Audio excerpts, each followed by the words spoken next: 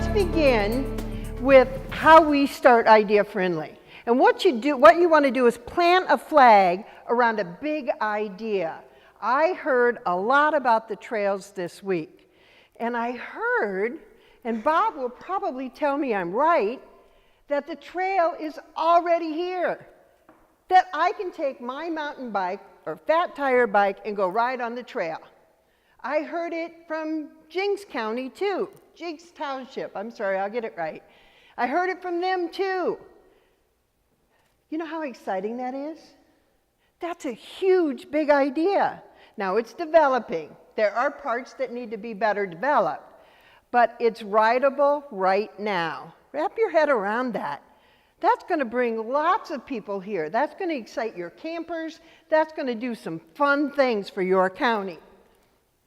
And we're going to go with gather your crowd first, because Becky already talked about this. You have planted that flag, that big idea, and maybe it's the trails, maybe it's creating a more vibrant downtown, maybe it's getting more people to come to your college. It could be any number of things. But to gather your crowd, you want to remember that community happens when people talk to each other. And just one-on-one is a good start. 3 people having coffee, 4 people at the bar having a conversation about starting their home brew and what they can do with it. All of those are gathering your crowd. In Bennettsville, South Carolina, 4 times a year they host a newcomers gathering. And at that gathering, before people come, all the realtors that sold them houses invite people to come to the gathering. Now think about that. That's brilliant. Face to face, they say, hey, we're having a gathering on June 1st. You really ought to come. You're going to learn lots of stuff. It's an opportunity for the newcomers to meet. It's an opportunity for the county people to be there and answer questions like, can I burn my garbage? Where do I take my garbage if I can't burn it? How are the roads? Where should I travel? Where shouldn't I? If you're a newcomer, even if you're a new camper in the community, you want your people to be well informed. You might intend your, what do you have? Stony Creek what? Boarding kennels. Boarding kennels. Boarding kennels. Oh my God. So those campers might want to board some stuff with you. It would kind of pay for you to be there or at least have some information there. This is something you can easily do in your community. That's gathering your crowd. We'll go on to building connections. So one way to ensure people of all levels have an economic opportunity is by using rural jobs creation strategies. An example would be Business Resource Night. This is actually in my town. Wright County, Hamilton County, University of Northern Iowa, and the Small Business Development Center. One person from each got together and said, let's do this deal, and we'll call it Entrebash. So it's kind of like a party for entrepreneurs. And we spread word everywhere through every possible means. Facebook, Twitter, Instagram, press releases, posters in windows, and we took about a month to do that. We put tables just like this. At one table was a local CPA. At another table was a local lawyer. At another table was a local social media person. At another table was the Chamber of Commerce. People that are resources for entrepreneurs, both those wanting to start a new business and people in business wanting to expand. Now in Iowa, we truly believe, feed them and they will come. So we had food too. And wine, because wine works for everything. So we did this gathering for about an hour. People just moved around, talked to each other, nothing formal about it. And then at the end of the evening, a new business owner stood up and talked about, been in business 2 years, talked about how the SBDC helped them, how they ended up buying a building instead of renting a building. She just shared her story so that people could ask her questions and see her confidence after 2 years of being in business because she had been helped by those resources. You can do that here. Amy, you'd help, right? So there's your SBDC person. I think are you the closest one? Stand up, look at her. Small Business Development Center. Your local taxes help to provide the work that she does. And by the way, it's free. It's free. It's crazy, the stuff that the SBDC does. Use them. Networking events. This is a networking event. Thank you for coming. One thing that we did, and Cheyenne McGriff did in Wall, South Dakota, is they held coffee and calendars. So over coffee one morning, they invited all the organizations, the churches, anybody that planned an event or hosted an event, from the Lions Club, who cooks pancakes, all the way up to the Chamber of Commerce, who does events all year round. And they met around a table, and they pulled out their calendars, and they started talking, what are you doing next month? So they could make sure they weren't duplicating effort. They could make sure that Saturday that the chamber had something at 11, and so did the church. The chamber moved theirs to 1 o'clock. So you could go to the church thing, then you could go to the chamber thing. It was so cool. I mean, if you think about how that works, if you've ever been in an organization where you plan events, you get very frustrated because you show up at your event and you find out the night before that somebody else is doing something right down the street from you at the same time. Coffee and calendars helps to eliminate that. Backroom tours. You recognize this place? If you've seen this, stand up. This is right here in Marionville. Dave, who makes honey, maple syrup. Sorry. That's his back room. If you've not seen it, go visit him. Check out, what do you make, 80,000 gallons this year? Some crazy amount of maple syrup. You wouldn't know it to look at his house. You wouldn't know it to look at him. But I know I can go on his front porch and I can leave some money and buy a bottle of syrup. You cannot do that in Chicago, Illinois. But you can do it here. Backroom tours. Do that with each other. I'd love a backroom tour of your place. Right? But I want you to invite other businesses too, because I want them to be as smart as you are, or close to what you do. And I want you to visit their businesses too, so you have an idea of what each other does. Norm, could you do a backroom tour? I would have a lot of attendance. Local mortician, is that the official? Funeral home director. I don't know how backroom you want to get there. But certainly sitting down and having a visit with the man and to hear his stories of the number of people that he has laid to rest could be very interesting. Maker spaces. Oh my God, I love these guys. That's the Old Geezers Club in Akron, Iowa. They have their coffee every morning from 5:30 to 9 o'clock in an old abandoned schoolhouse. Their classes aren't held there anymore. They're on the first floor. In the basement, it's a cement block building. In the basement, it is dry, which is awesome because they've brought all their woodworking tools and their saws. Everything you can think of to do woodworking is in that basement in one room. And they want their residents to bring their projects to them. They want to teach them how to use their stuff. So when I was visiting with them, I asked them, how's that going? They said, well, nobody's coming. I'm like, well, who have you told? Well, we told each other. So there's the problem. Encourage them to go visit the high school, to the Voc Ag people. Go talk to those kids.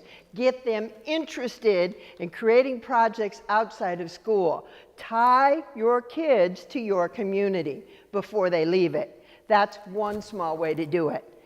There's enough room in that basement to have a welding room, to have a craft room, to have a sewing room, to have a quilting room. Where could you do that in your community? I believe there's a warehouse in Marionville, right? Yeah, I heard about that. Where's Kevin? Where are you at? Ah, there you are. So that's how I heard it. I met with the supervisors yesterday morning and had a conversation with him, and he told me about this building, told us. There's actually 3 buildings available. Well, what if you talked to the owner and said, can we carve out a space of that and do some makerspace stuff? Why not? It's a small enough step. Try it. If it doesn't work, what have you wasted? Even bringing people together is a win, even if it doesn't work. Co-working. Keith Nurden from Walla Walla, Washington, wanted a co-working space. So he decided to open one. Found a building, put some tables and chairs in there, and got Wi-Fi. Now, the reason he wanted to be able to have co-working, because he wanted to work with people that were doing new, cool tech things. And that's who showed up. The kids doing startups, the kids. To me, those are kids, right? Starting new businesses needed a place to come and talk to each other in a really cool setting. And me, who might be a salesperson, can go back over there in the corner. I'm driving through. I need somewhere to do my reports. It's open to a wealth of people. Now, Keith is having a great time with the startups. And it's $25 a month, I think, or $10 a day. Doesn't it make sense to do $25 a month? Of course. And that's what a lot of people have done. Our next step is take small steps. Now, Becky talked a lot about that. I want you to think of this. When you leave, that's how you're going to think of me. Take small steps. And when you do, you're going to use innovative rural business models to do so. You're not buying a new building. You're going to figure out how to use an old building or the sidewalk in front of it. Tiny business villages. Y'all know what that is, right? That's Market Village, before there were buildings on it. This is what got us excited. We thought, what the heck are they going to do with that? And then what they did was this. Oh my God, brilliant. Garden sheds with false fronts on them. In a little area in a town of about how many? 500? And they're successful. And the ones that aren't leave and somebody else comes in. And the ones that left figured out this is not how it works for me. I might go back to working out of my home. The ones that are there have an opportunity to test their product, see if it's any good, see if people like it. $50 a month, nothing. And they're making money. I believe, Kevin, you guys are going to have one of those too, aren't you? Can you start tomorrow with pop-ups, please? Well, maybe not tomorrow. Start next Saturday, next Friday with pop-ups. Tiny businesses. This is one of my favorites in the entire world. This is in Aberdeen, South Dakota. It's called Nacho Business. Perfect, right? It gets better. You drive your car up to that window, you order your nachos, he leans out the window after he's made them and says, feel this box. Is it heavy enough? Are you sure I can put some more in there? Open the lid, smell it. Is it good enough? I want to make sure you're happy. The guy is a marketing genius. We drive off happy with our nachos. We happen to notice in that lot that it's not his lot. It's somebody else's parking lot. We notice that business, and just about everybody else that does notices it too. And the young man said, I'm just a trailer in a parking lot, serving nachos. And that's really what he is.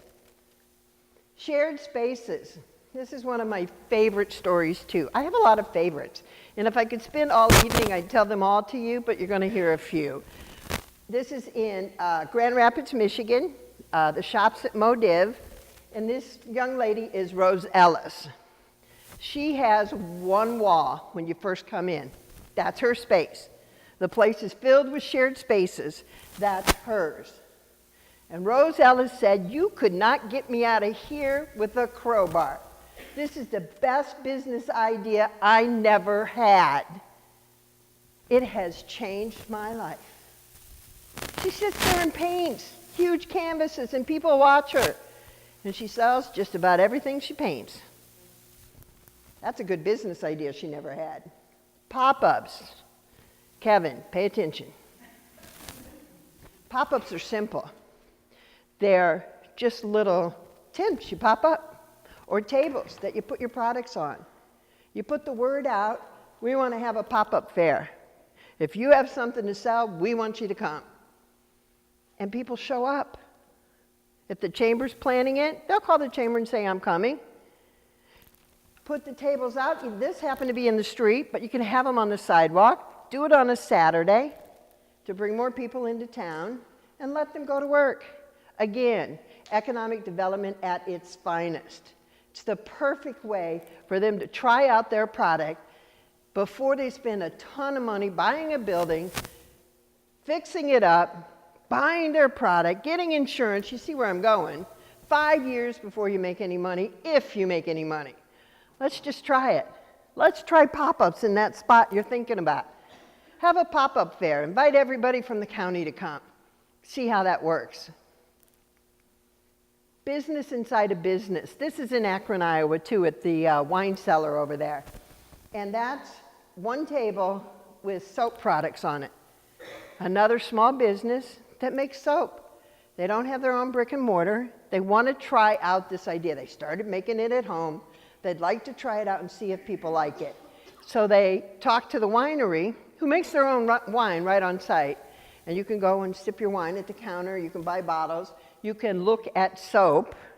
And the brilliant thing for both businesses is the soap people bring their people in, the wine people bring their people in, and they're looking at each other's products. It's a good way to test your market. It's a good way to help a business already in business. Traveling. Think mobile trucks. And this is a fabulous story. Sean Anderson makes kettle corn.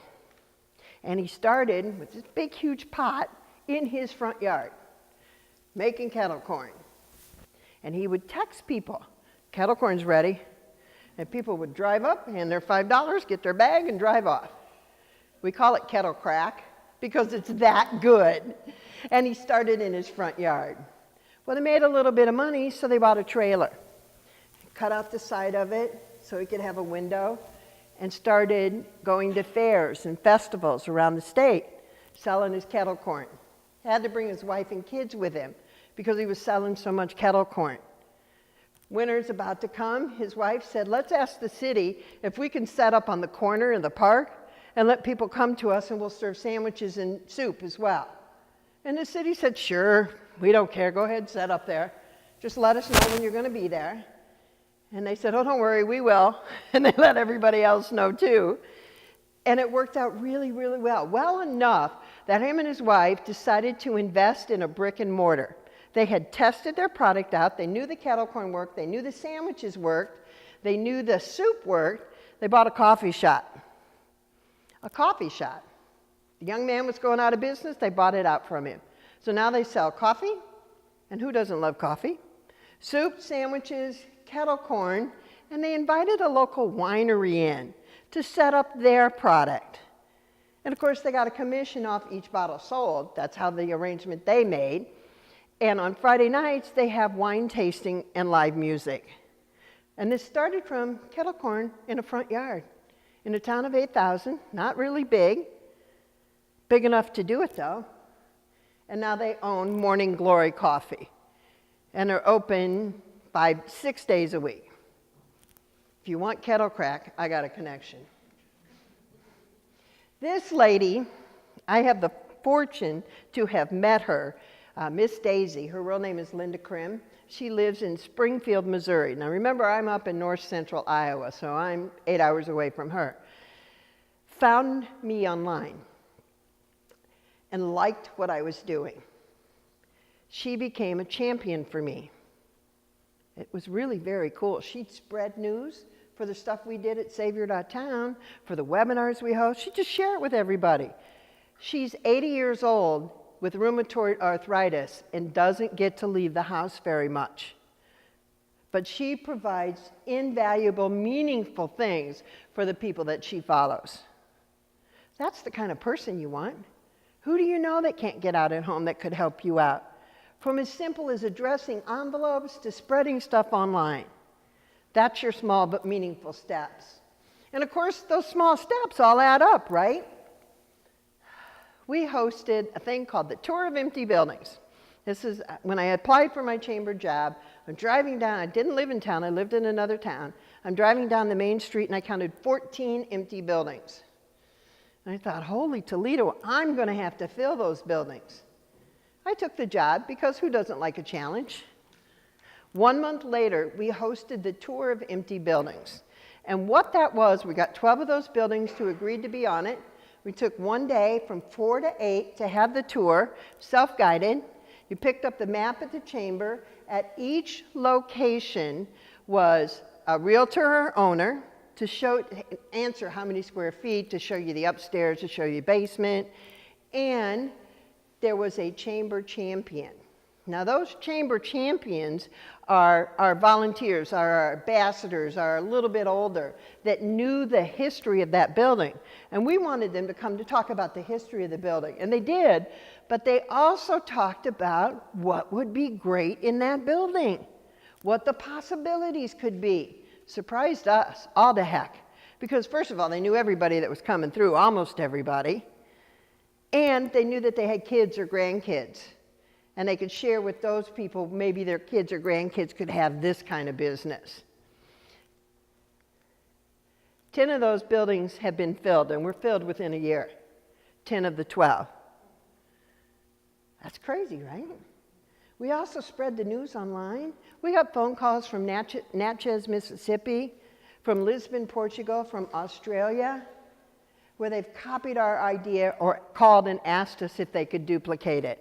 And right down the street at Jewell, Iowa, because we kept talking about it. We talked about when somebody bought a new building, right? We talked about when a new business opened up because of that tour. We just kept talking about it, and it helped a lot. One of the things that was for sale was the local movie theater. My first week on the job, the movie theater closed. That's awful for a small town. And my town had lost a major manufacturer, Electrolux. I'll say their name. We call them much worse things. And they had up and left 2,000 people out of work. And that had been going on for about 2 years. When that movie theater closed, the community said, you know what? No more. That's it. We are not going to be that kind of person. That's not who we are. We're saving that movie theater. And a group of people got together, formed a 501c3, got the building for half price from the real estate company, or from the bank that owned it, and started raising money in a town of 8,000. In 1 year, they raised $250,000 in $5, $10, and $20 increments. The alumni came out. Word spread. People already heard about us because we keep talking a lot, right? Word spread. There were a couple of $10,000 donations, but the majority of it was small money. And that movie theater got rehabbed by the community. People came in and helped move garbage and fix it. Lots of people donated their work to get it done or charged very little, and it opened. And it's still open today. But not only did it open, that group decided we're hiring people to run this theater. We are not doing this volunteer. We're the kind of town that creates jobs. And sure enough, they did. Because they raised $250,000 and they could. They began, they got started. Took all that money to save the theater, by the way. And they're still open. God bless them. One of the things that came out of the Tour of Empty Buildings, there were 2 buildings that were owned by one person, or husband and wife. And I went up to Connie and said, I have this idea. I want you to be in the incubator project. And of course, Connie looks at me and goes, what's that? I'm like, just say yes. She goes, okay, what is it? I said, I have this idea that put your building into this project. The first 3 months of rent are free. Reduce rent the rest of the year. The person that's moving in that's going to use it is going to pay all your utilities that you have to pay now. So at least it's a win for you, right? And Chamber will help with marketing, teaching them how to market. SBDC will work with them on business plans. And let's try it out. If it doesn't work in the first 3 months, we'll know. So 2 buildings got rented right away. One was a used clothing store. The other one was a French restaurant. Well, the used clothing people ran off with everybody's money after 3 months. We saw it coming. They weren't responding to the SBDC or the chamber. It's a couple of $100, no big loss. Because a new business came and said, we want that building. And you know what? They didn't know about the incubator project, said, we'll pay full rent. It looks nice. They had seen it when there was something in it. The French restaurant, to die for food. The husband, about 18 months later, got a job offer 3 times his salary and left. Stuff happens. The good news is the Mexican store, grocery store across the street, wanted to open up their back room to serve Mexican food, but they had that hood vent problem and they cost way too much money. So they rented that out so they could start cooking right away at full price. You know, businesses come and go. I want you to remember that. Don't take it to heart when a business leaves. Just know that it happens in every community, but support them while they're there. You know, for a year, we had French food. I don't know many towns that can say that. Small towns. I can. It was delicious. Junk Fest. Oh, I didn't change my slide. Well, I might as well tell you about it. I had a gentleman come into my office and said, I want to hold an event, and I want junkers to come and sell their stuff. Well, I didn't know what junkers were. I had this image of Grandpa's farm with all that crazy old machinery on it, right? He said, no. We're going to have little 10 by 10 foot booths. They'll pay us to come.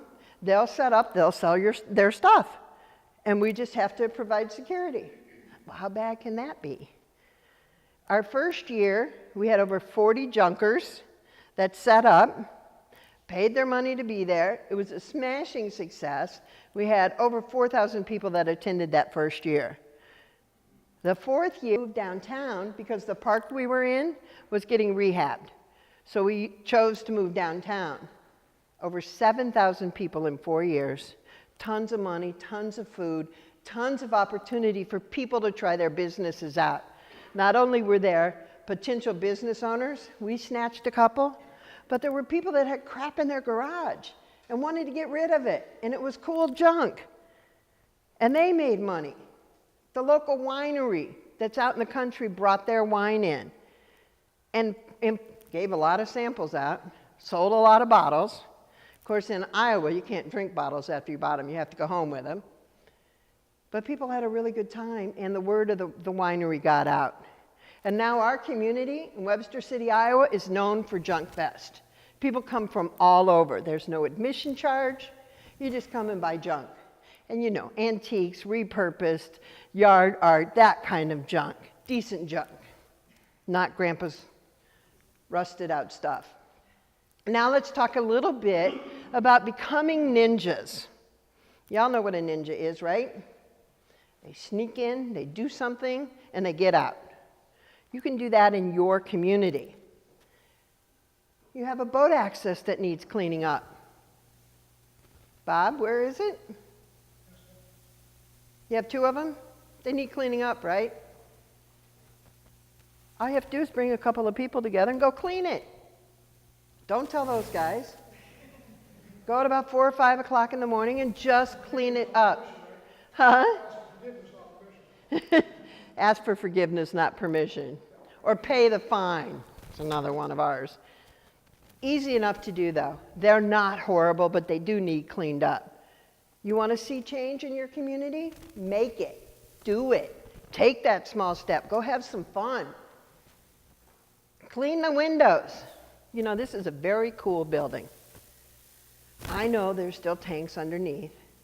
I have no idea where the owner lives. I think out of town.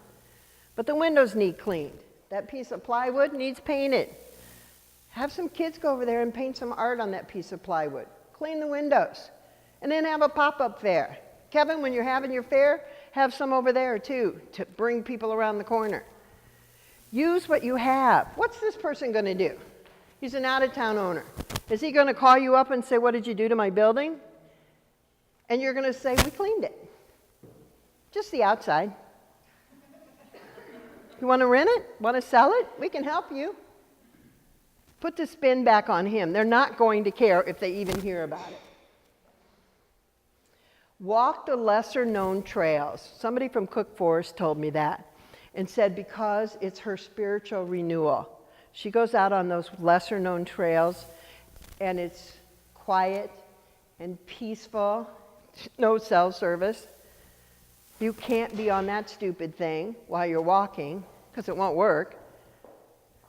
Why not get a group together and walk those trails? Why not relax a little bit?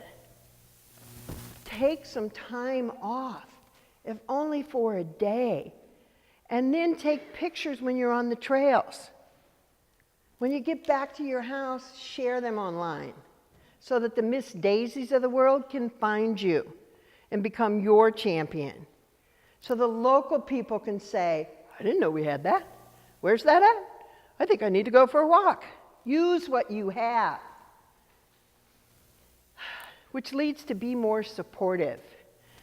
Shop local has been around for a while, and being a former chamber person, I get the shop local stuff. But my thought is start local.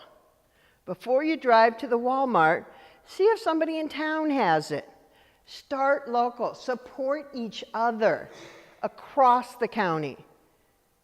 It's amazing what your leakage is and what you're losing when all of you could be here shopping. One or two things make a huge difference in a community. Support each other. Be kind. Have conversations. Ask the owners, what's going wrong? Is there anything I can help you with? Or what's happening that's good? I want to hear a good news story as well. Make new signs. So you have to know that I don't know the story of that building or that place. I don't know what was there before. I never saw it. When I drive into town, I think, that's kind of cool. Is that a farmer's market? It's a beautiful tent. We have bait signs are a little weird. Well, why not make new signs for them? Those coroplasts, like what politicians put out, are not expensive to do. Make them big enough so it says live bait, and bright yellow with black print. Talk to John about it, right? He supported that guy. Now you guys can support that guy too. And you know the biggest secret of all is when you go over to tell him about the signs you made and that you hang up before he can say no, you come back to him and you say, thank you for doing business in our town. You may not like him. You may not care for him, but he's still doing business in your town, and he still matters. And I want you to remember that. Those old grouchy committee of negativity people, he might be the president, but he's just scared. He's backpedaling. He lost a building. He's not getting any money to build a new one. He's feeding people, his family. He's scared. Buy a damn banana, put a sign up, and say thank you. Okay, now as I talked to people, I had a huge list that I got from people of things they wanted. This would be the time to take your smartphone out and take a picture of this. I have 3 pages for you. The trails are ready to be used. Call them developing. Kevin, Bob, Greg.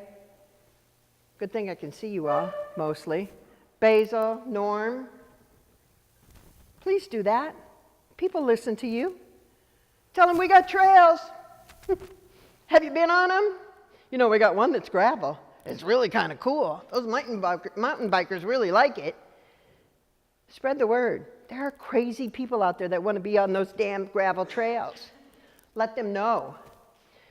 Again, increase your focus on biking the trails. I've heard you want better access to the rivers, which is the boat access we talked about before. This is what people want. Many people want to work together between that east and west split, affectionately called the Hemlock Divide. Some of your kids want to do that too. They've already started with the forest fires. Support your kids. Start talking to each other. Get some training for succession planning. This is a big one, and I'm going to point at Amy again, because the SBDC does training on succession planning. There's lots of businesses with owners older than 60 that are looking to retire and their kids don't want it, the employees don't want it. And then you've lost another business and maybe the building. Work with the SBDC. Have arrangements made with your chamber or the alliance to have them come in and do some training. Doesn't cost you anything. Feed the people, they'll come. Do it, don't do it at noon. Do it when businesses are closed so they can actually come. Give kids more to do, that's a big one.